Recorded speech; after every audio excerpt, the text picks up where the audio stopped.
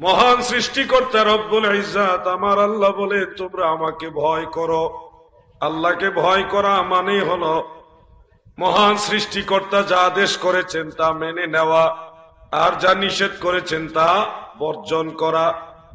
আল্লাহর ভয় যার হৃদয়ে আছে সে কখনো জেনা ব্যভিচারে লিপ্ত হবে না গো। আমার আল্লাহর ভয় যার হৃদয়ের মধ্যে আছে সে কখনো মাদক আসক্ত হবে না। একজন মুমিন বান্দা দুনিয়ার যাবতীয় মাদক এই মুখের মধ্যে ঢুকানোর আগে আমার আল্লাহর কথা তার অন্তরে স্মরণ হবে, তার হৃদয়ে জাগনা দিবে, এই জবান দিয়ে আমি আমার আল্লাহর জিকির করব, এই জিহ্বা নাড়াইয়া আমি নবীর দুরূদ শরীফ পড়ব, এই মুখ দিয়ে আমি আমার আল্লাহর কাছে দোয়া করব, এই জবানে এই মুখের ভিতরে আমি কোনদিন মাদক ঢোকাবো না। এই চিন্তাটা তার ভিতরে আসবে কিনা? আসবে কিনা ভাই? যদি সে আল্লাহকে ভয় করে, আল্লাহ তাআলা নিষেধ করেছে তোমরা মদ পান করবে না, 3 ধাপে আল্লাহ কুরআনুল কারীমের মধ্যে মদ হারাম করেছে। 3টা ধাপে ফাইনালি মদকে হারাম করে দিয়েছে। সে তো আপনি যদি মদের বোতল নেন বা মদ গ্লাসে নেন, নেওয়ার পরে যদি আপনার হৃদয়ে এই কথাটা স্মরণ হয় যে আল্লাহ তো নিষেধ করেছে, ফাজতানিবু, তোমরা এটা বর্জন করো, ছেড়ে দাও, লাআল্লাকুম তুফলিহুন, যেন তোমরা সফলকাম হতে পারো, আল্লাহ নিষেধ করেছে তোমরা এটা ছেড়ে দাও এবং সফলকাম হও, তখন এই আল্লাহর ভয়ের কারণে আর কোশ্চিনকাল আপনার মুখের ভিতরে সেই হারাম জিনিস যাবে না। এটা কার ভয়ের কারণে? এজন্য আমার আল্লাহ বলেন, ইয়া আইয়ুহাল্লাযীনা আমানু ইত্তাকুল্লাহ, ঈমানদার বান্দা বান্দিরা গো, তোমরা আল্লাহকে ভয় করো। এই ভয় করার মাঝে কিন্তু অনেক কিছু, শুধু মুখে মুখে বললাম আর আপনারা শুনলেন এটা না, বাস্তবে একটা লোক ধরেন, কথার কথা এখানে অনেক মানুষ, কে কোন রকম আমি জানি না, আল্লাহ সবার কথা জানে, এরকম লোক থাকতে পারে যারা সুদ খায়, থাকতে পারে না? বলেন না, থাকতে পারে না? আল্লাহ তো সুদকে হালাল করেছে না হারাম করেছে? আহাল্লাল্লাহুল বাইআ ওয়া হাররামার রিবা ওয়া হাররামার রিবা, আল্লাহ আপনার জন্য এই রিবা বা সুদকে হারাম করেছেন। এই যে আল্লাহর ভয়ের কথা যদি সিনার ভিতরে থাকে, আপনি বলুন, আমাকে বলুন তো, আপনার হৃদয়ের ভিতরে যদি আল্লাহর ভয় থাকে, আল্লাহর সেই নিষেধ সুদ, এটাকে আপনি খেতে পারবেন? আওয়াজ দিয়ে বলেন, পারবেন? তাহলে সামাজিক অবক্ষয় কিন্তু সুদ ঘুষের সাথে জড়িত আছে, মাদকের সাথে জড়িত আছে। প্রত্যেকটা যুবক নিষ্পাপ হয়ে পৃথিবীতে এসেছে, আমরা প্রতিটা মানুষ নিষ্পাপ হয়ে দুনিয়াতে এসেছি। আসার পরে আমরা দুনিয়ার শাহাদ আল্লাহ পেয়ে, দুনিয়ার রঙ্গ তামাশায় মত্ত হয়ে আমরা কিন্তু পাপে নিজের দেহকে নাপাক করে দিয়েছি। আমাদের সর্বঙ্গ এখন পাপের জর্জরিত, ডাইনে বামে যেদিকে তাকাই পাপ আর পাপ। এখন তো এমন এক জমানায় এসে গেছি যে চতুর্দিকে ফিতনা, পাপের থেকে বেঁচে থাকা এখন কঠিন জিহাদ। ও যুবক ভাইয়েরা আমার, মনোযোগ দিয়ে শোনো। কিছু আলেম ভাইয়েরাও বলে পাপ কাজ থেকে বাঁচার জন্য, আবার বলে কাকড়া খাওয়া যাবে, ব্যাং খাওয়া যাবে, কুচিয়া, কুচিয়া চিনেন? কুচিয়া বা একটা বাইন মাছের মতো লম্বা সাপের মতো একটা মাছ, এর আমরা মাছ ভাষার জন্য বললাম, বোঝানোর জন্য, এটা মাছ না, কুচিয়া, এটা খাওয়া জায়েজ বলে। অক্টোপাস খাওয়া জায়েজ বলে। সামাজিক অবক্ষয়গুলি কখন আসে গো? একজন মুসলমান যখন ধর্মের বিধি বিধানগুলিকে সাধারণ মনে করে, স্বাভাবিক মনে করে, বিধানগুলিকে লঙ্ঘন করে, ধর্মের সেই বিধানগুলিকে যখন অবজ্ঞা করে, তখনই তার ভিতরে দুনিয়ার প্রতি আসক্তি চলে আসে, মানুষের প্রতি ভেদ বিচার, ন্যায় বিচার, মানুষের প্রতি সম্মান তাজিম, এটা কমে যায়। কারণ স্বয়ং সৃষ্টিকর্তার আদেশের প্রতি সে অবহেলা করছে। আর এটার পিছনে আমাদের এক শ্রেণীর আলেমরাও দায়ী আছে, এক শ্রেণীর আলেমরাও দায়ী আছে। আমি বিষয়টা প্রাসঙ্গিক হিসেবে আপনাদের সামনে উপস্থাপন করছি। কেন? চতুর্দিকে সমস্যা। ব্যাং কি আপনারা খান? ব্যাং, কাকড়া খান, কুচিয়া খান, তারপর অক্টোপাস খান, আরো জানে কি আছে, কুমির, কুমির খাননি? সাপ, আওয়াজে বোঝা যায় সাপ খান। এই কয়েকটা প্রাণীর নাম বললাম। এই প্রাণীগুলোকে আমরা উলামায়ে আহলে সুন্নাহ, সারা ওয়ার্ল্ডের উলামায়ে আহলে সুন্নাহ যারা আমরা আছি হানাফি, সবাই কোরআনুল কারীম গবেষণা করে দেখেছে এগুলি মুসলমানের জন্য বৈধ নয়, এগুলি মাকরুহে তাহরিমা, যার কারণে আমরা খাই না। কিন্তু এখন আপনাকে এসে আরেকজন বলবে এই অসুবিধা নেই, খেতে পারো, ভালো লাগে তো, ভালো লাগে। এইখানে এসে শয়তানের ওয়াসওয়াসা। প্রিয় ভাইয়েরা আমার, কাকড়া খাইতে মনে চায়, কুচিয়া খাইতে, সাপ ব্যাং খাইতে যার মনে চায়, তার রুচিটা কিরকম নিম্নমানের গো। এ সাপ খাইতে চায়, আবার বলে কোরআনে দলিল আছে। শুনেন, আশ্চর্য কথা হলো তারা কোরআন থেকে ব্যাং খাওয়ার দলিল দেয়, কোরআন থেকে কুচিয়া সাপ খাওয়ার দলিল বের করে। তাদের দলিল হলো আল্লাহ তাআলা বলেছেন যে সাগরের প্রাণী, সাগরের যত জলজ প্রাণী আছে সব হালাল। সত্য কোরআন শরীফ এটা আছে, সাগরের জলজ যত প্রাণী সব হালাল। এটা আল্লাহ হালাল করেছে। কে বলেন? কে? খুব খেয়াল করে শুনবেন এই কথাটা যুবক ভাইরা। সাগরের জলজ প্রাণী সব, সাইদুল বাহার যেগুলি, সব আল্লাহ হালাল করে দিয়েছেন। এখন আপনারা ছাত্র ভাইরা বা শিক্ষিত যারা আছেন, আপনারা আমাকে বলেন, আজকে বোয়ালখালীর মেয়র সাহেব ছিলেন, বক্তব্য দিয়েছেন, আমি শুনেছি, আমার এই ভাইজান আছেন।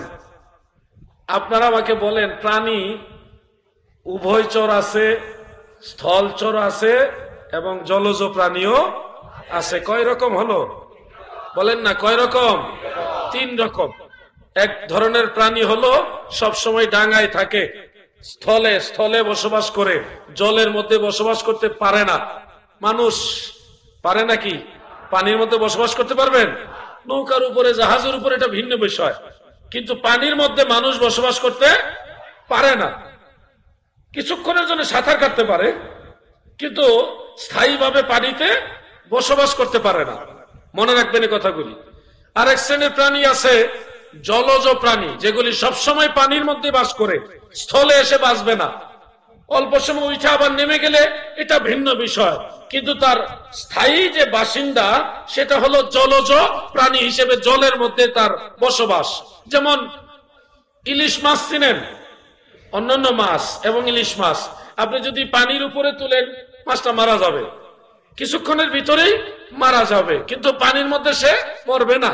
তার মানে এটা হলো জলজ প্রাণী। এটা কি প্রাণী? জলজ প্রাণী। আবার কিছু প্রাণী আছে যারা জলেও থাকে, স্থলেও থাকে, পানিতেও থাকে, ডাঙাতেও থাকে। এগুলাকে কি বলা হয়? উভয়চর প্রাণী। কি প্রাণী? বলেন না, কি প্রাণী? উভয়চর প্রাণী। যেমন ব্যাং, ডাঙায়ও থাকে, পানিতেও থাকে। সাপ পানিতেও থাকতে পারে, ডাঙায়ও থাকতে পারে। কুমির পানিতেও থাকে, ডাঙায়ও থাকে। তো এই যে আমি যে কটার নাম বললাম, আরো আছে, এইগুলিকে বলা হয় উভয়চর প্রাণী। আল্লাহ কি উভয়চর প্রাণী হালাল করছে না জলজ প্রাণী হালাল করছে? আমার কথাটা কি মনে আছে আপনাদের?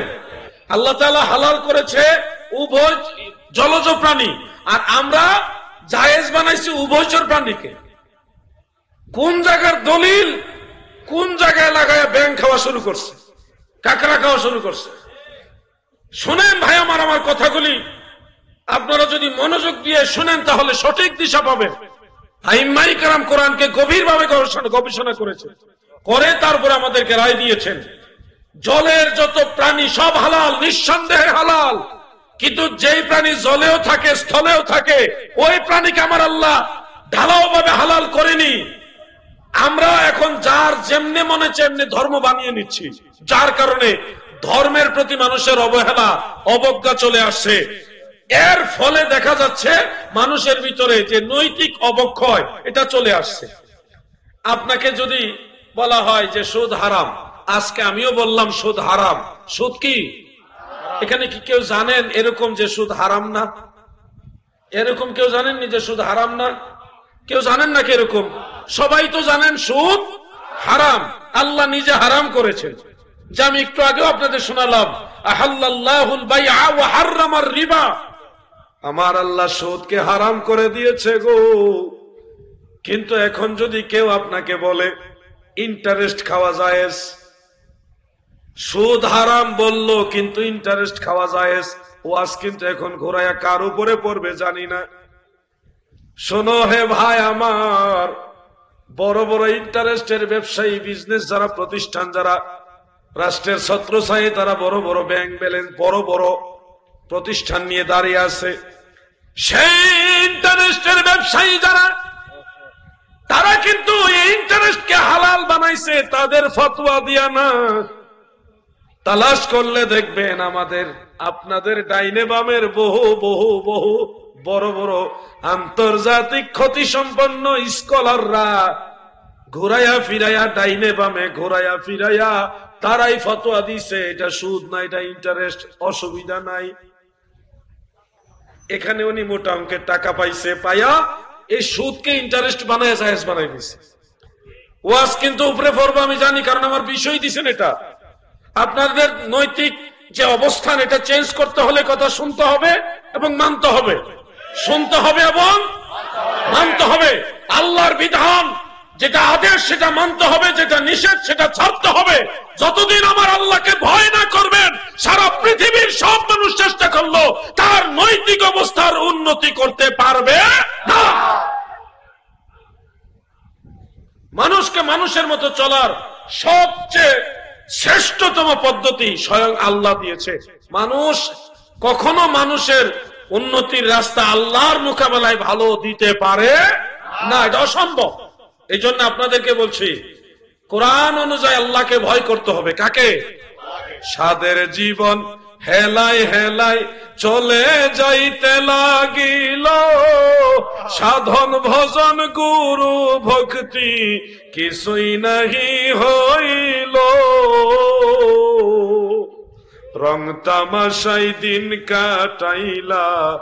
রং তামাশাই বুঝতেছেন নি কথাগুলি? আমি গজলের মধ্যে আপনাদের শিক্ষণীয় বিষয়গুলি তুলে ধরছি। গজল বলা আমার উদ্দেশ্য, আমি গজলের বক্তা না, কিন্তু আমি গজলের মাধ্যমে আপনাদেরকে বিষয়টা মেসেজ দিচ্ছি। রং তামাশাই দিন কাটাইলা মায়ার জালে পড়িয়া, ডুবলো বেলা দেখনা চাহিয়া, অবুঝ মন আমার ডুবলো বেলা দেখনা চাহিয়া। এই বেলা বলতে কি বুঝছেন?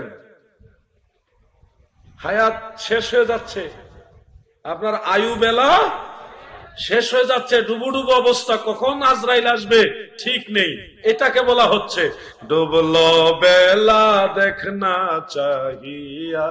আজকে ওয়াজ শুনতে আসছেন, আমাকে বিষয় দিচ্ছেন, আমি এটুকু ওয়াজ করলাম, এখান থেকে আমি কয়েকজন মানুষ অন্ততপক্ষে দেখতে চাই যে আমি সামাজিক, ধর্মীয়, ইসলামী দৃষ্টিতে সামাজিক নৈতিক অবক্ষয় আমি এগুলি দূর করে আমার আত্মার জগতে উন্নতি করব, ওই নিয়তে।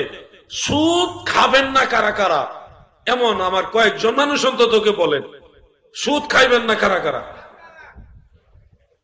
যারা হাত উঠাইছে না তারা খাবেন নাকি? আলহামদুলিল্লাহ, হাত নামান। ভাই আল্লাহর দোহাই লাগে যে আরেকজন হাত উঠাইছে, আমি না উঠাইলে লজ্জা পাবো, এই নিয়তে না, মনের থেকে নিয়ত করেন, হে আল্লাহ আপনাকে ভয় করে আমি নিয়ত করলাম আমি আর কোনোদিন হারাম খাবো না। এইটুকু আমল যদি করতে পারেন, আজকের ওয়াজ মাহফিল সাকসেস।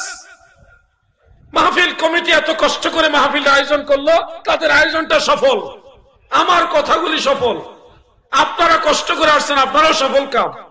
তাহলে আমরা কি অন্ততপক্ষে এই একটা জিনিস আমল করতে পারবো যে সুদ খাবো না? পারবো? জোরে বলেন পারবো ইনশাআল্লাহ। আল্লাহর উপর ভরসা করে বলেন ইনশাআল্লাহ। দাদু ভাই আমার, এবার যুবক ভাইদেরকে ওয়াজ।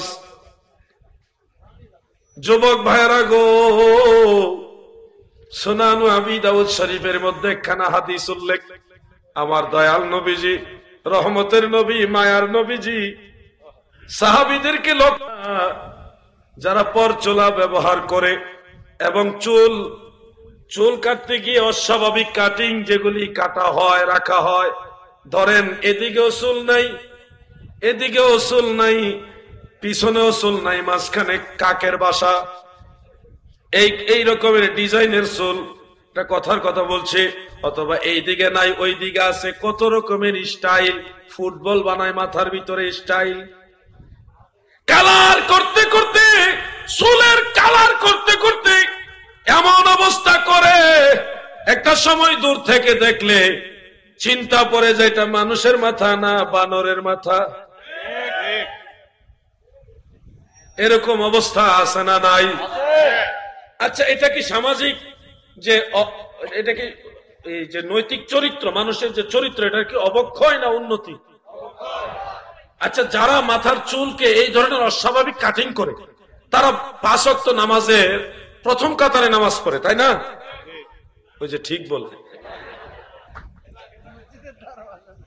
যারা চুল এদিকেও নাই ওদিকেও নাই, মাঝখানে কাকের বাসার মতো, কেউয়ার বাসা, অথবা বানরের মতো বান্দরের কালারের চুল, এরা কি নামাজি না বেনামাজি? ওয়াজ কার উপরে পড়বো আমি জানি না ভাই, তবে সত্য কথা বলছি। বোয়ালখালীর মা বোনেরা গো,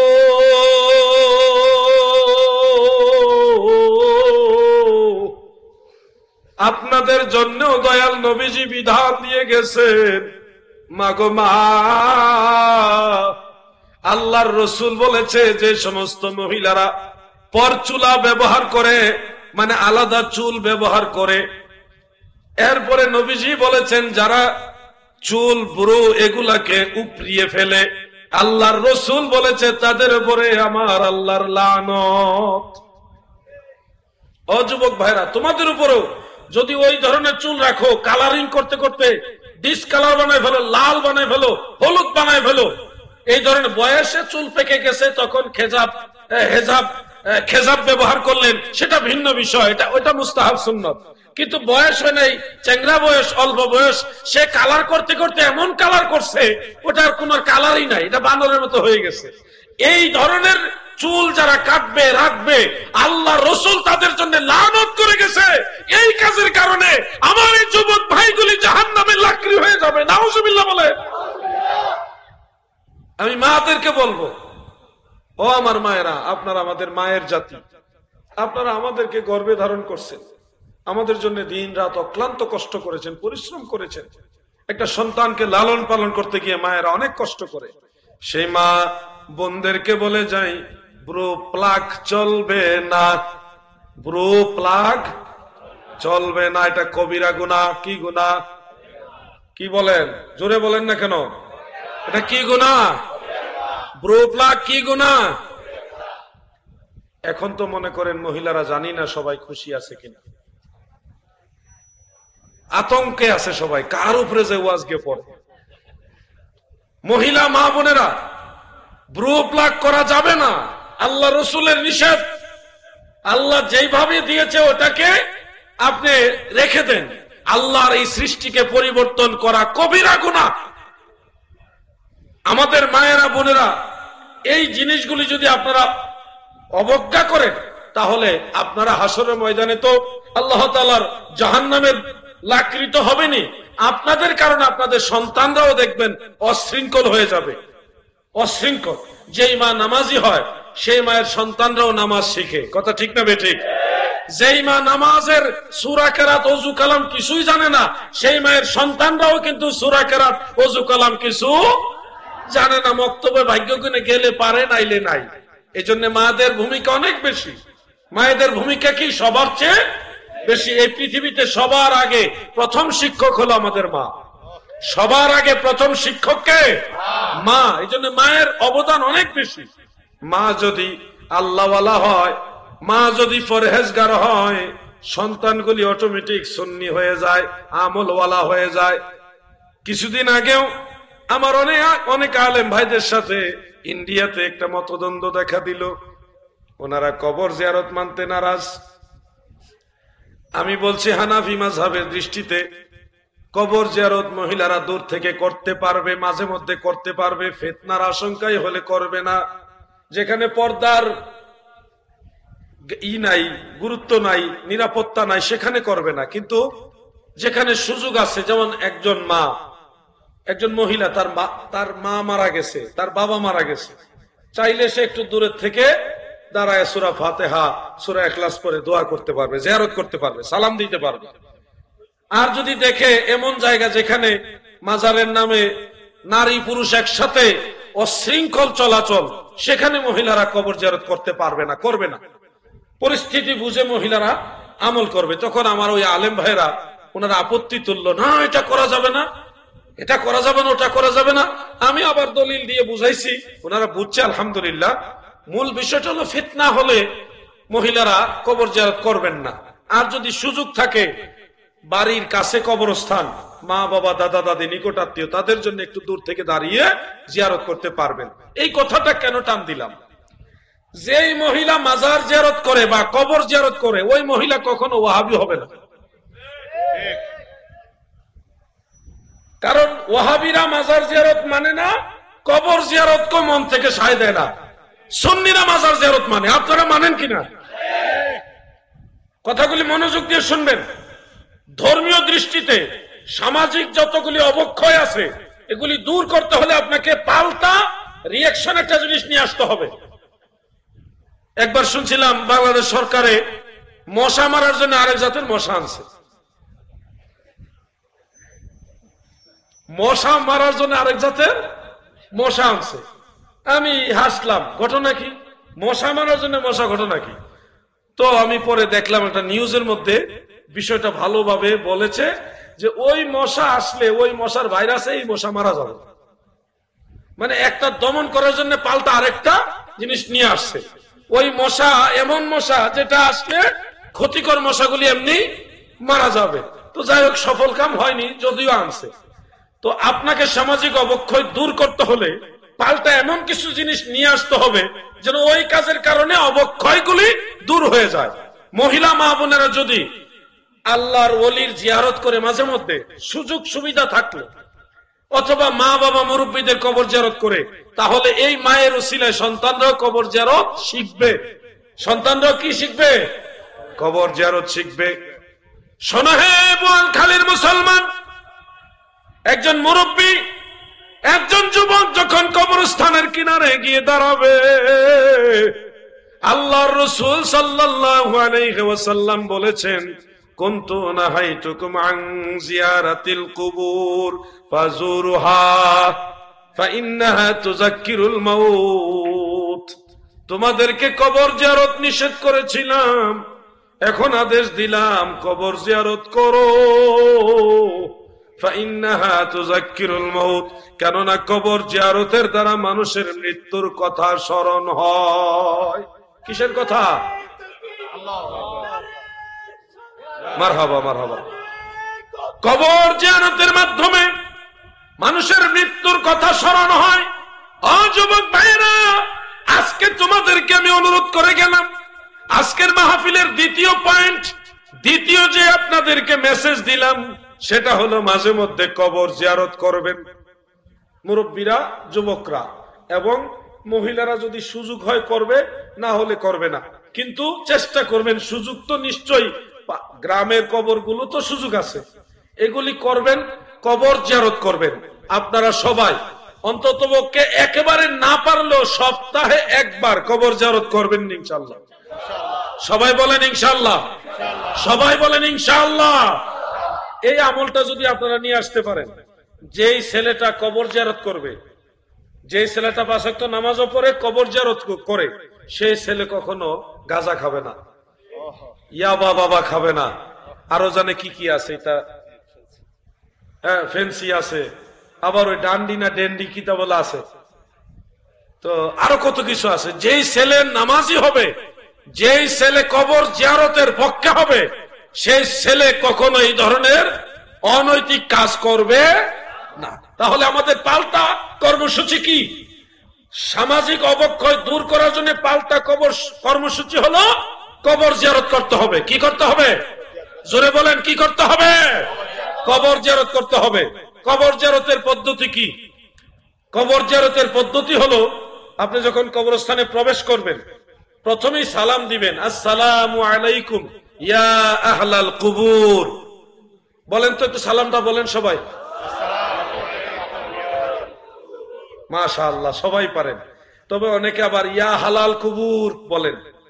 ইয়া হালাল না, ইয়া আহলাল কুবুর বলেন। ইয়া আহলাল কুবুর বলেন, সবাই বলেন ইয়া আহলাল কুবুর। আসসালামু আলাইকুম ইয়া আহলাল কুবুর। এরপর আরো আছে, ইয়াগফিরুল্লাহু লানা ওয়া লাকুম আনতুম সালাফুনা ওয়া নাহনু বিল আসার। সম্পূর্ণটা হলো এটা। যদি সবটা পারেন সবটাই বলবেন, আর যদি সবটা না পারেন তাহলে প্রথম সালামটা দিবেন, আসসালামু আলাইকুম ইয়া আহলাল কুবুর। এটা বলে সূরা ফাতিহা একবার, সূরা ইখলাস কয়েকবার, দুরূদ শরীফ পড়ে আপনি দুইটা হাত তুলবেন। কেন? কবরস্থানে দুই হাত তুলে দোয়া করা রাসূল পাকের সুন্নাত। সহিহ মুসলিমের মধ্যে আছে, নবী করিম সাল্লাল্লাহু আলাইহি সাল্লাম প্রতি রাত্রে জান্নাতুল বাকি কবরস্থানে গিয়ে রাফা'a ইয়াদাইহি সালাসা মাররাতিন, আমার নবী 3 বার করে হাত তুলে দোয়া করতেন। সুবহানাল্লাহ বলেন। অতএব আপনারা কবরস্থানে গিয়ে দুইটা হাত তুলে দোয়া করবেন। এরপরে এই যে পাঠ করলেন এটা ওনাদের রুহে বক্সায় দেবেন। আল্লাহ, আমি যা পাঠ করলাম ভুল ত্রুটি মাফ করে কবুল করে মদিনাওয়ালা থেকে শুরু করে সব নবী রাসূল আউলিয়া কেরামের উপরে দিয়ে এই মৃত ব্যক্তি যার জিয়ারত বা যাদের জিয়ারত করছেন তাদের রুহে এটা পৌঁছে দিবেন, বক্সায় দিবেন। এরপরে তাদের জন্য মাপ চাইবেন। আল্লাহ, তাদের জন্য ক্ষমা চাইলাম, আপনি তাদেরকে ক্ষমা করুন। আল্লাহ, আমাকেও ক্ষমা করুন, আমাদেরকেও ক্ষমা করুন। এটুকু পারবেন না? এই যুবকরা এদিকে তাকাও ভাই, ওয়াজ মনোযোগ দিয়ে শোনো। কবরস্থানে গিয়ে প্রথমে কি করবেন?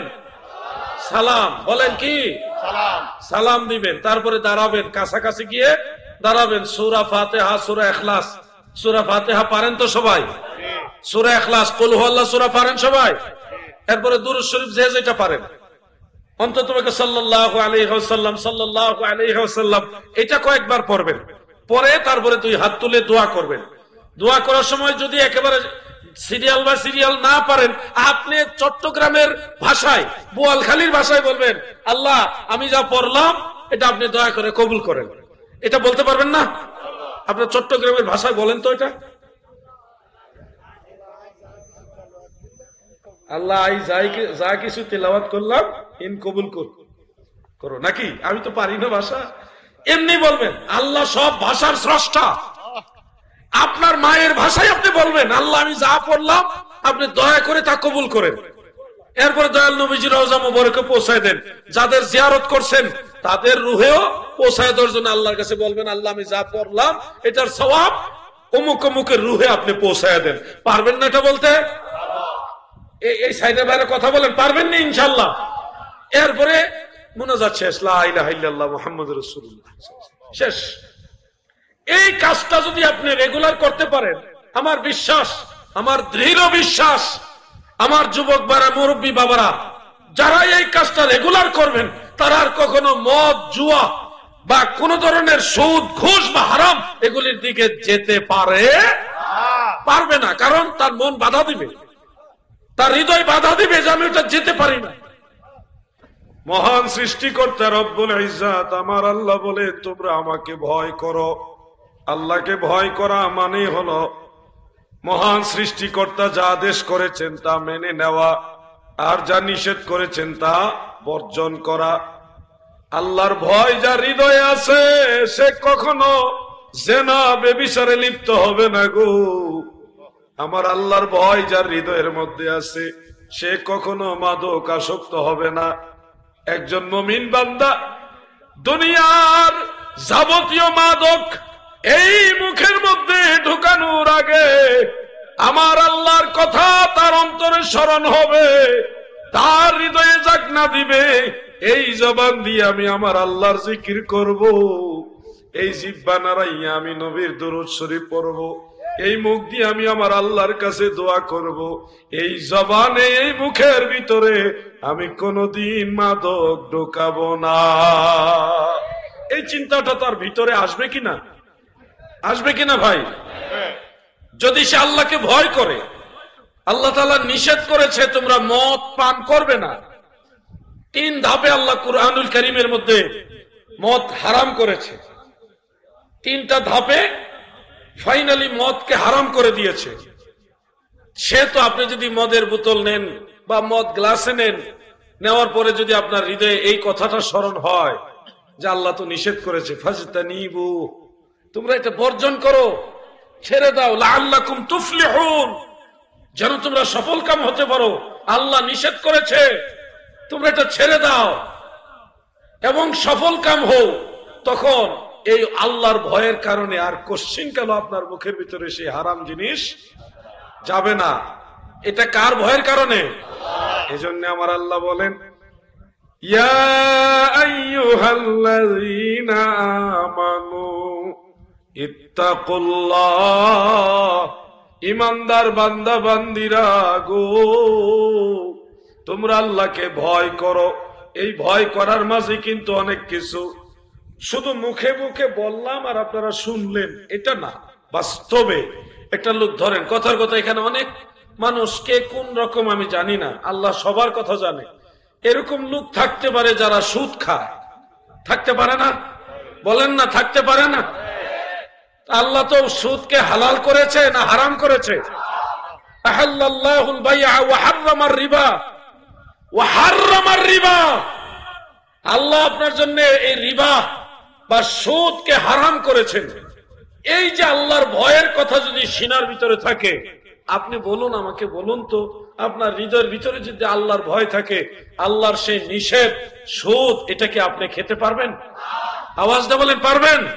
তাহলে সামাজিক অবক্ষয় কিন্তু সুদ ঘুষের সাথে জড়িত আছে, মাদকের সাথে জড়িত আছে।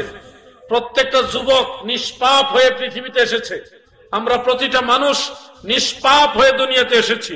আসার পরে আমরা দুনিয়ার শাহাদ আল্লাহ পেয়ে, দুনিয়ার রঙ্গ তামাশায় মত্ত হয়ে আমরা কিন্তু পাপে নিজের দেহকে নাপাক করে দিয়েছি। আমাদের সর্বঙ্গ এখন পাপে জর্জরিত, ডাইনে বামে যেদিকে তাকাই পাপ আর পাপ। এখন তো এমন এক জমানায় এসে গেছি যে চতুর্দিকে ফিতনা, পাপের থেকে বেঁচে থাকা এখন কঠিন জিহাদ। ও যুবক ভাইয়েরা আমার, মনোযোগ দিয়ে শোনো।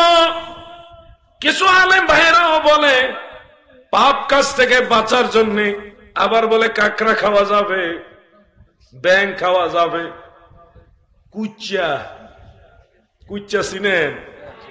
কুচিয়া বা একটা বাইন মাছের মতো লম্বা সাপের মতো একটা মাছ, এর আমরা মাছ ভাষার জন্য বললাম, বোঝানোর জন্য, এটা মাছ না, কুচিয়া, এটা খাওয়া জায়েজ বলে। অক্টোপাস খাওয়া জায়েজ বলে। সামাজিক অবক্ষয়গুলি কখন আসে গো?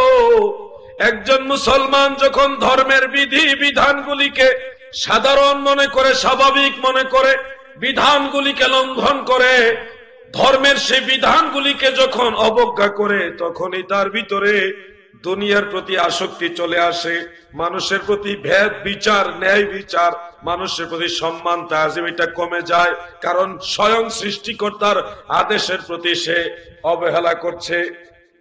আর এটার পিছনে আমাদের এক শ্রেণীর আলেমরাও দায়ী আছে, এক শ্রেণীর আলেমরাও দায়ী আছে। আমি এই বিষয়টা প্রাসঙ্গিক হিসেবে আপনাদের সামনে উপস্থাপন করছি। কেন? চতুর্দিকে সমস্যা। ব্যাং কি আপনারা খান? ব্যাং, কাকড়া খান, কুচিয়া খান, তারপর অক্টোপাস খান, আরো জানে কি আছে, কুমির, কুমির খাননি? সাপ, আওয়াজে বোঝা যায় সাপ খান। এই কয়েকটা প্রাণীর নাম বললাম। এই প্রাণীগুলোকে আমরা উলামায়ে আহলে সুন্নাহ, সারা ওয়ার্ল্ডের উলামায়ে আহলে সুন্নাহ যারা আমরা আছি, হানাফি, সবাই কুরআনুল কারীম গবেষণা করে দেখেছে এগুলি মুসলমানের জন্য বৈধ নয়, এগুলি মাকরুহে তাহরিমা, যার কারণে আমরা খাই না। কিন্তু এখন আপনাকে এসে আরেকজন বলবে এই অসুবিধা নেই, খেতে পারো, ভালো লাগে তো, ভালো লাগে। এইখানে এসে শয়তানের ওয়াসওয়াসা। প্রিয় ভাইয়েরা আমার, কাকড়া খাইতে মনে চায়, কুচিয়া খাইতে, সাপ ব্যাং খাইতে যার মনে চায়, তার রুচিটা কিরকম নিম্নমানের গো। এ সাপ খাইতে চায়, আবার বলে কোরআনে দলিল আছে। শুনেন, আশ্চর্য কথা হলো তারা কোরআন থেকে ব্যাং খাওয়ার দলিল দেয়। কোরআন থেকে কুচিয়া সাপ খাওয়ার দলিল বের করে। তাদের দলিল হলো আল্লাহ তাআলা বলেছেন যে সাগরের প্রাণী, সাগরের যত জলজ প্রাণী আছে সব হালাল। সত্য কোরআন শরীফ এটা আছে, সাগরের জলজ যত প্রাণী সব হালাল। এটা আল্লাহ হালাল করেছে। কে বলেন? কে? খুব খেয়াল করে শুনবেন এই কথাটা যুবক ভাইরা। সাগরের জলজ প্রাণী সব, সাইদুল বাহার যেগুলি সব আল্লাহ হালাল করে দিয়েছেন। এখন আপনারা ছাত্র ভাইরা বা শিক্ষিত যারা আছেন, আপনারা আমাকে বলেন, আজকে বোয়ালখালীর মেয়র সাহেব ছিলেন, বক্তব্য দিয়েছেন, আমি শুনেছি, আমার এই ভাইজান আছেন। আপনারা আমাকে বলেন, প্রাণী উভয়চর আছে, স্থলচর আছে এবং জলজ প্রাণীও আছে। কয় রকম হলো? বলেন না, কয় রকম? 3 রকম। এক ধরনের প্রাণী হলো সবসময় ডাঙায় থাকে, স্থলে বসবাস করে, জলের মধ্যে বসবাস করতে পারে না। মানুষ পারে নাকি? পানির মধ্যে বসবাস করতে পারবেন? নৌকার উপরে, জাহাজের উপরে, এটা ভিন্ন বিষয়, কিন্তু পানির মধ্যে মানুষ বসবাস করতে পারে না। কিছুক্ষণের জন্য সাঁতার কাটতে পারে, কিন্তু স্থায়ীভাবে পানিতে বসবাস করতে পারে না। মনে রাখবেন এই কথাগুলি। আরেক শ্রেণীর প্রাণী আছে জলজ প্রাণী, যেগুলি সবসময় পানির মধ্যে বাস করে, স্থলে এসে বাঁচবে না। অল্প সময় উঠে আবার নেমে গেলে এটা ভিন্ন বিষয়, কিন্তু তার স্থায়ী যে বাসিন্দা সেটা হলো জলজ প্রাণী হিসেবে জলের মধ্যে তার বসবাস। যেমন ইলিশ মাছ চিনেন, অন্যান্য মাছ এবং ইলিশ মাছ আপনি যদি পানির উপরে তুলেন, মাছটা মারা যাবে, কিছুক্ষণের ভিতরেই মারা যাবে, কিন্তু পানির মধ্যে সে মরবে না। তার মানে এটা হলো জলজ প্রাণী। এটা কি প্রাণী? জলজ প্রাণী। আবার কিছু প্রাণী আছে যারা জলেও থাকে, স্থলেও থাকে, পানিতেও থাকে, ডাঙাতেও থাকে। এগুলাকে কি বলা হয়? উভয়চর প্রাণী। কি প্রাণী? বলেন না, কি প্রাণী? উভয়চর প্রাণী। যেমন ব্যাঙ ডাঙায়ও থাকে, পানিতেও থাকে। সাপ পানিতেও থাকতে পারে, ডাঙায়ও থাকতে পারে। কুমির পানিতেও থাকে, ডাঙায়ও থাকে। তো এই যে আমি যে কটার নাম বললাম, আরো আছে, এইগুলিকে বলা হয় উভয়চর প্রাণী। আল্লাহ কি উভয়চর প্রাণী হালাল করছে না জলজ প্রাণী হালাল করছে? আমার কথাটা কি মনে আছে আপনাদের? আল্লাহ তাআলা হালাল করেছে উভয় জলজ প্রাণী, আর আমরা জায়েজ বানাইছি উভয়চর প্রাণীকে। কোন জায়গার দলিল, কোন জায়গায় লাগায় ব্যাঙ খাওয়া শুরু করছে, কাঁকড়া খাওয়া শুরু করছে? শুনেন ভাই আমার কথাগুলি, আপনারা যদি মনোযোগ দিয়ে শুনেন তাহলে সঠিক দিশা পাবেন। আইম্মাই কেরাম কোরআনকে গভীরভাবে গবেষণা করেছে, করে তারপরে আমাদেরকে রায় দিয়েছেন।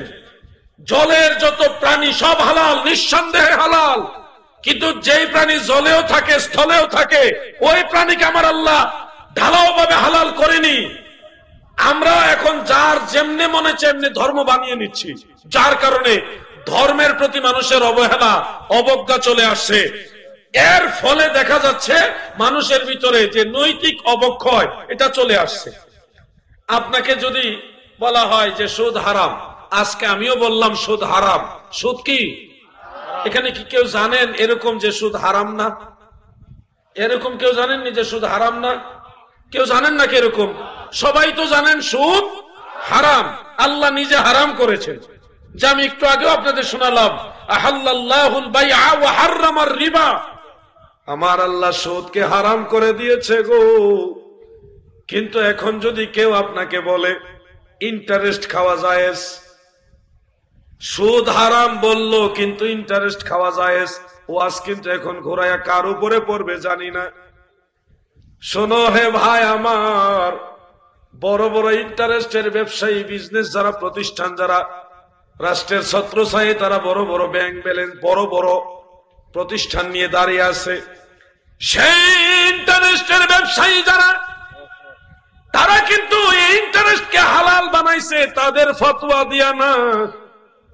তালাশ করলে দেখবেন আমাদের আপনাদের ডাইনে বামের বহু বহু বহু বড় বড় আন্তর্জাতিক খ্যাতি সম্পন্ন স্কলাররা ঘুরাইয়া ফিরাইয়া, ডাইনে বামে ঘুরাইয়া ফিরাইয়া তারাই ফতোয়া দিছে এটা সুদ না, এটা ইন্টারেস্ট, অসুবিধা নাই। এখানে উনি মোটা অঙ্কের টাকা পাইছে, পাইয়া এই সুদকে ইন্টারেস্ট বানায় জায়েজ বানাই দিছে। ওয়াজ কিন্তু উপরে পড়বো আমি জানি, কারণ আমার বিষয় দিছেন এটা। আপনাদের নৈতিক যে অবস্থান এটা চেঞ্জ করতে হলে কথা শুনতে হবে এবং মানতে হবে, শুনতে হবে এবং মানতে হবে। আল্লাহর বিধান যেটা আদেশ সেটা মানতে হবে, যেটা নিষেধ সেটা ছাড়তে হবে। যতদিন আমার আল্লাহকে ভয় না করবেন, সারা পৃথিবীর সব মানুষ চেষ্টা করলো তার নৈতিক অবস্থার উন্নতি করতে পারবে না। মানুষকে মানুষের মতো চলার সবচেয়ে শ্রেষ্ঠতম পদ্ধতি স্বয়ং আল্লাহ দিয়েছে। মানুষ কখনো মানুষের উন্নতির রাস্তা আল্লাহর মোকাবেলায় ভালো দিতে পারে না, এটা অসম্ভব। এই জন্য আপনাদেরকে বলছি, কোরআন অনুযায়ী আল্লাহকে ভয় করতে হবে। কাকে? সাদের জীবন হেলাই হেলাই চলে যাইতে লাগিল, সাধন ভজন গুরু ভক্তি কিছুই নাহি হইল, রং তামাশাই দিন কাটাইলা। রং তামাশাই বুঝতেছেন নি কথাগুলি? আমি গজলের মধ্যে আপনাদের শিক্ষণীয় বিষয়গুলি তুলে ধরছি। গজল বলা আমার উদ্দেশ্য, আমি গজলের বক্তা না, কিন্তু আমি গজলের মাধ্যমে আপনাদেরকে বিষয়টা মেসেজ দিচ্ছি। রং তামাশাই দিন কাটাইলা মায়ার জালে পড়িয়া, ডুবলো বেলা দেখনা চাহিয়া, অবুঝ মন আমার ডুবলো বেলা দেখনা চাহিয়া। এই বেলা বলতে কি বুঝছেন? হায়াত শেষ হয়ে যাচ্ছে, আপনার আয়ু বেলা শেষ হয়ে যাচ্ছে, ডুবু ডুবু অবস্থা, কখন আজরাইল আসবে ঠিক নেই, এটাকে বলা হচ্ছে ডুবলো বেলা দেখনা চাহিয়া। আজকে ওয়াজ শুনতে আসছেন, আমাকে বিষয় দিচ্ছেন, আমি এটুকু ওয়াজ করলাম। এখান থেকে আমি কয়েকজন মানুষ অন্ততপক্ষে দেখতে চাই যে আমি সামাজিক, ধর্মীয়, ইসলামী দৃষ্টিতে সামাজিক নৈতিক অবক্ষয় আমি এগুলি দূর করে আমার আত্মার জগতে উন্নতি করব, ওই নিয়তে। সুদ খাবেন না কারা কারা, এমন আমার কয়েকজন মানুষ অন্ততকে বলেন। সুদ খাইবেন না কারা কারা? যারা হাত উঠাইছে না তারা খাবেন নাকি? আলহামদুলিল্লাহ, হাত নামান। ভাই, আল্লাহর দোহাই লাগে যে আরেকজন হাত উঠাইছে আমি না উঠাইলে লজ্জা পাবো, এই নিয়তে না, মনের থেকে নিয়ত করেন, হে আল্লাহ আপনাকে ভয় করে আমি নিয়ত করলাম আমি আর কোনোদিন হারাম খাবো না। এইটুকু আমল যদি করতে পারেন, আজকের ওয়াজ মাহফিল সাকসেস। মাহফিল কমিটি এত কষ্ট করে মাহফিল আয়োজন করলো, তাদের আয়োজনটা সফল, আমার কথাগুলি সফল। আপনারা কষ্ট করে আসছেন, আপনারাও সফল কাম। তাহলে আমরা কি অন্ততপক্ষে এই একটা জিনিস আমল করতে পারবো যে সুদ খাবো না? পারবো? জোরে বলেন পারবো ইনশাআল্লাহ। আল্লাহর উপর ভরসা করে বলেন ইনশাআল্লাহ। দাদু ভাই আমার, এবার যুবক ভাইদেরকে ওয়াজ। যুবক ভাইরা গো, সুনানু আবি দাউদ শরীফের মধ্যে একখানা হাদিস উল্লেখ। আমার দয়াল নবীজি, রহমতের নবী, মায়ার নবীজি সাহাবীদেরকে লোক যারা পরচুলা ব্যবহার করে এবং চুল কাটতে গিয়ে অস্বাভাবিক কাটিং যেগুলি কাটা হয়, রাখা হয়, ধরেন এদিকে চুল নাই, এদিকেও চুল নাই, পিছনেও চুল নাই, মাঝখানে কাকের বাসা, এই রকমের ডিজাইনের চুল, এটা কথার কথা বলছে। অথবা এই দিকে নাই ওই দিকে আছে, কত রকমের স্টাইল, ফুটবল বানায় মাথার ভিতরে স্টাইল, কালার করতে করতে, চুলের কালার করতে করতে এমন অবস্থা করে একটা সময় দূর থেকে দেখলে চিন্তা পড়ে যায় এটা মানুষের মাথা না বানরের মাথা। এরকম অবস্থা আছে না নাই? আচ্ছা, এটা কি সামাজিক যে এটা কি এই যে নৈতিক চরিত্র, মানুষের যে চরিত্র, এটা কি অবক্ষয় না উন্নতি? আচ্ছা, যারা মাথার চুলকে এই ধরনের অস্বাভাবিক কাটিং করে তারা 5 ওয়াক্ত নামাজের প্রথম কাতারে নামাজ পড়ে, তাই না? ওই যে ঠিক বলে। যারা চুল এদিকেও নাই ওদিকেও নাই, মাঝখানে কাকের বাসার মতো, কাউয়ার বাসা, হ্যাঁ, অথবা বানরের মতো বান্দরের কালারের চুল। এরা কি নামাজি না বেনামাজি? ওয়াজ কার উপরে পড়বো আমি জানি না ভাই, তবে সত্য কথা বলছি। বোয়ালখালীর মা বোনেরা গো,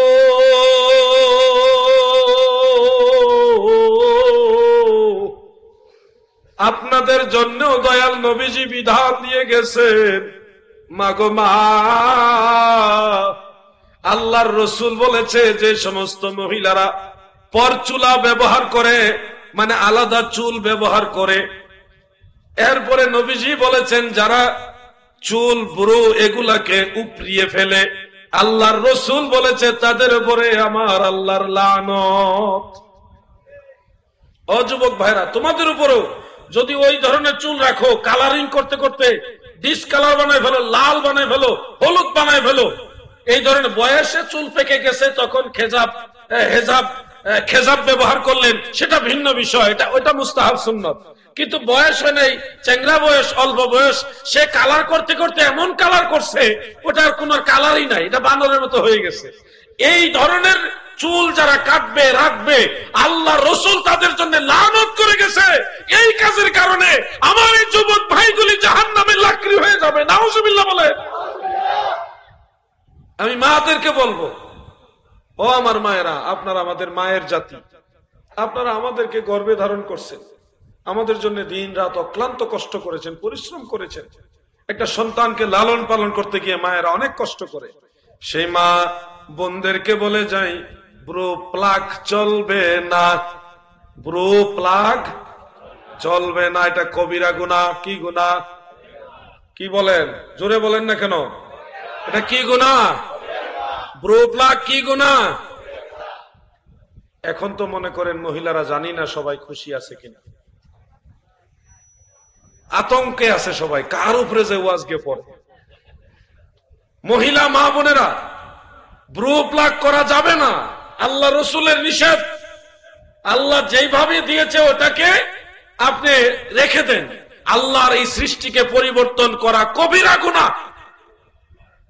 আমাদের মায়েরা বোনেরা, এই জিনিসগুলি যদি আপনারা অবজ্ঞা করেন, তাহলে আপনারা হাসরের ময়দানে তো আল্লাহ তাআলার জাহান্নামের লাকৃত হবেনি, আপনাদের কারণে আপনাদের সন্তানরাও দেখবেন অশৃঙ্খল হয়ে যাবে।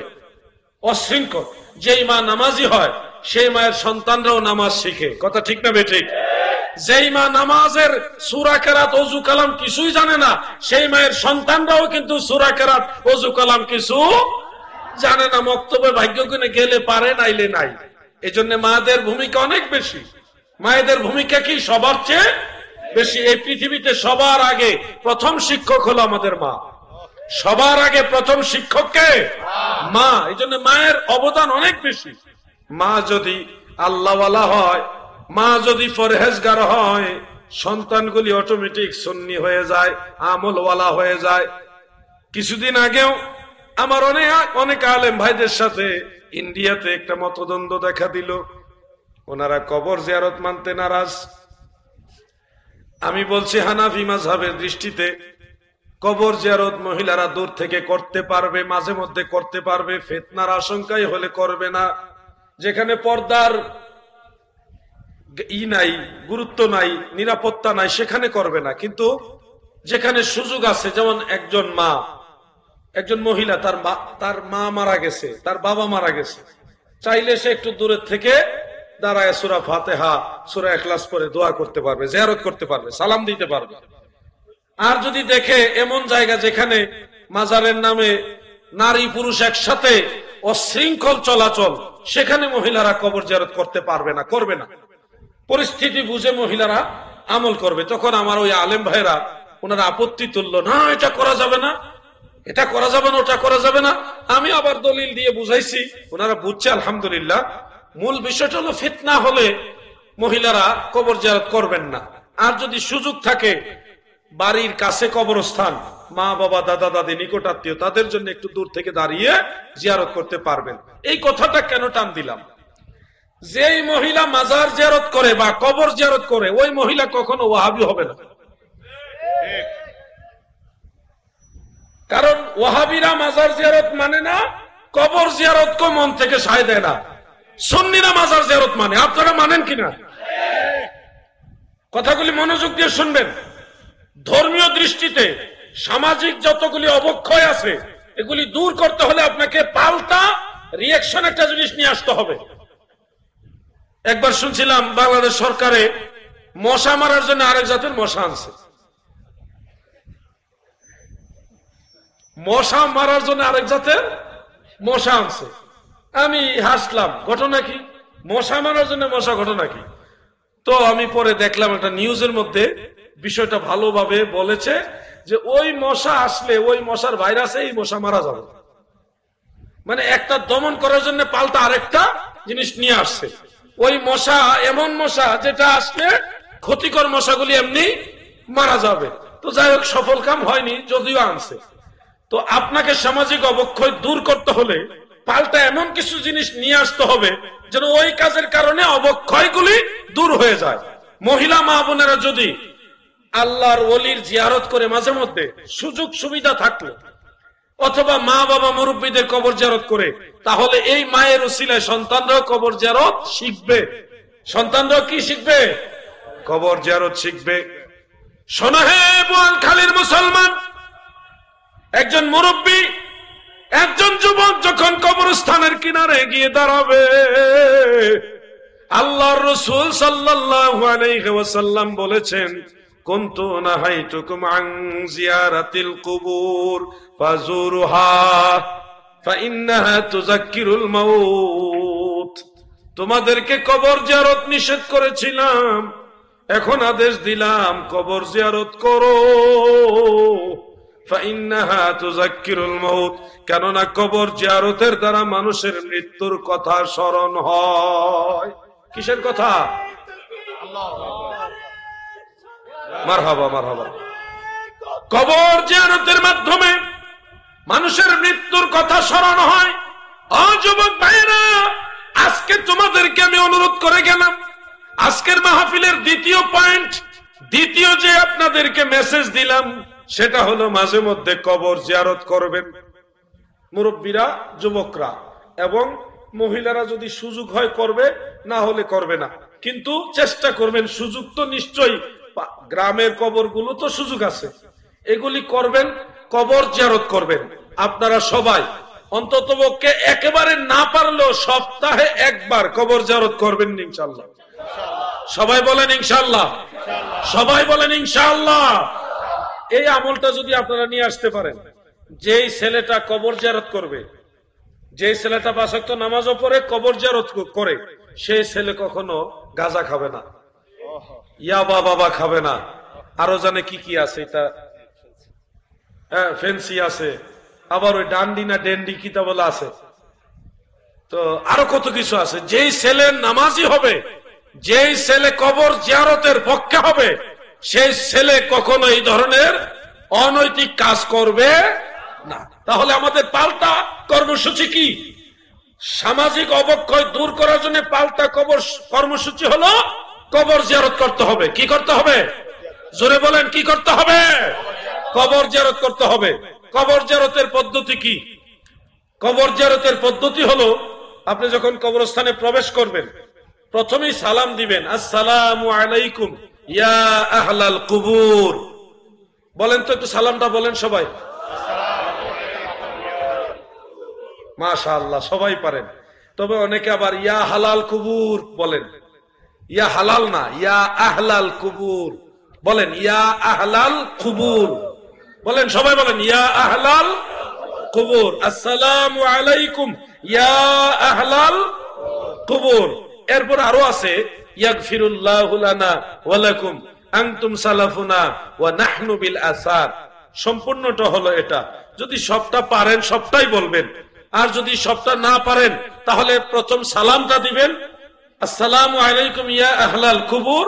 এটা বলে সূরা ফাতিহা একবার, সূরা ইখলাস কয়েকবার, দুরূদ শরীফ পড়ে আপনি 2টা হাত তুলবেন। কেন? কবরস্থানে 2 হাত তুলে দোয়া করা রাসূল পাকের সুন্নাত।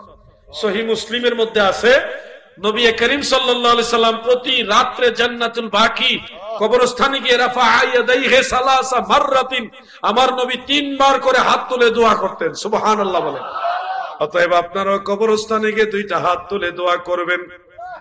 এরপরে এই যে পাঠ করলেন এটা উনাদের রুহে বক্সায় দিবেন। আল্লাহ, আমি যা পাঠ করলাম ভুল ত্রুটি মাফ করে কবুল করে মদিনাওয়ালা থেকে শুরু করে সব নবী রাসূল আউলিয়া কেরামের উপরে দিয়ে এই মৃত ব্যক্তি যার জিয়ারত বা যাদের জিয়ারত করছেন তাদের রুহে এটা পৌঁছে দিবেন, বক্সায় দিবেন। এরপরে তাদের জন্য মাপ চাইবেন। আল্লাহ, তাদের জন্য ক্ষমা চাইলাম, আপনি তাদেরকে ক্ষমা করুন। আল্লাহ, আমাকেও ক্ষমা করুন, আমাদেরকেও ক্ষমা করুন। এটুকু পারবেন না? এই যুবকরা এদিকে তাকাও ভাই, ওয়াজ মনোযোগ দিয়ে শোনো। কবরস্থানে গিয়ে প্রথমে কি করবেন? সালাম বলেন, কি সালাম দিবেন। তারপরে দাঁড়াবেন, কাছাকাছি গিয়ে দাঁড়াবেন। সূরা ফাতিহা, সূরা ইখলাস। সূরা ফাতিহা পারেন তো সবাই? সূরা ইখলাস, কুল হুয়াল্লাহ সূরা পারেন সবাই? এরপরে দুরূদ শরীফ যে যেটা পারেন, অন্তত সাল্লাল্লাহু আলাইহি ওয়াসাল্লাম, সাল্লাল্লাহু আলাইহি ওয়াসাল্লাম, এটা কয়েকবার পড়বেন। পরে তারপরে 2 হাত তুলে দোয়া করবেন। দোয়া করার সময় যদি একেবারে সিরিয়াল বা সিরিয়াল না পারেন, আপনি চট্টগ্রামের ভাষায়, বোয়ালখালীর ভাষায় বলবেন, আল্লাহ, আমি যা পড়লাম এটা আপনি দয়া করে কবুল করেন। এটা বলতে পারবেন না? আপনার চট্টগ্রামের ভাষায় বলেন তো এটা। আল্লাহ, আই যা কিছু তেলাওয়াত করলাম ইন কবুল করো, নাকি? আমি তো পারি না ভাষা। এমনি বলবেন, আল্লাহ সব ভাষার স্রষ্টা। আপনার মায়ের ভাষায় আপনি বলবেন, আল্লাহ, আমি যা পড়লাম আপনি দয়া করে তা কবুল করেন। এরপরে দয়াল নবীজির রওজা মুবারকে পৌঁছায় দেন। যাদের জিয়ারত করছেন তাদের রুহেও পৌঁছায় দেওয়ার জন্য আল্লাহর কাছে বলবেন, আল্লাহ, আমি যা পড়লাম এটার সওয়াব অমুক অমুকের রুহে আপনি পৌঁছায় দেন। পারবেন না এটা বলতে? এই সাইডের বাইরে কথা বলেন, পারবেন না ইনশাআল্লাহ? এরপরে মুনাজাত শেষ, লা ইলাহা ইল্লাল্লাহ মুহাম্মাদুর রাসূলুল্লাহ, শেষ। এই কাজটা যদি আপনি রেগুলার করতে পারেন, আমার বিশ্বাস, আমার দৃঢ় বিশ্বাস, আমার যুবক বারা, মুরব্বী বাবারা, যারা এই কাজটা রেগুলার করবেন তারা আর কখনো মদ, জুয়া বা কোন ধরনের সুদ, ঘুষ বা হারাম এগুলির দিকে যেতে পারবে না। কারণ তার মন বাধা দিবে, তার হৃদয় বাধা দিবে যে আমি ওটা যেতে পারি না।